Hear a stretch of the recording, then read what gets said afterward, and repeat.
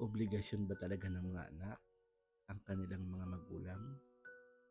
Hot topic po ito sa social media at maaring pinag-uusapan ito sa inyong pamilya at pinagtatalunan sa inyong mga tahanan. Pero sa totoo lang, hindi naman talaga obligasyon ng mga anak ang kanilang mga magulang. Wala naman silang nagawa.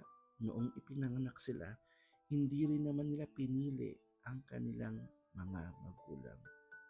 Pero alam nyo, ang mga magulang din naman natin, wala ring nagawa at hindi rin naman nila tayo pinili.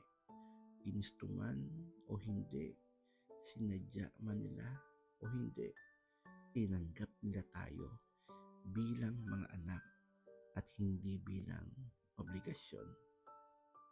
Alam mo yung isusubo na lang nila yung pagkain, ibibigay pa sa atin.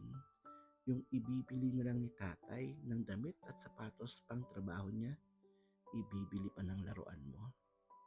Yung wala kang pangbaon sa eskwela, lalabas si nanay mo, mag-iikot sa kamag-anak at kaibigan, mangungutang para lamang may pambaon ka. Mga kapatid, kahit kailan, bilang anak, hindi ko naramdaman sa mga magulang ko na ako ay kanilang obligasyon.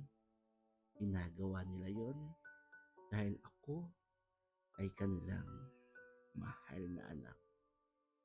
Kaya bilang mga anak, kung tutulungan natin ang ating mga magulang, hindi ito obligasyon, kundi pagbabalik lamang ng pagmamahal na una nilang ibinigay, pinaranas sa atin.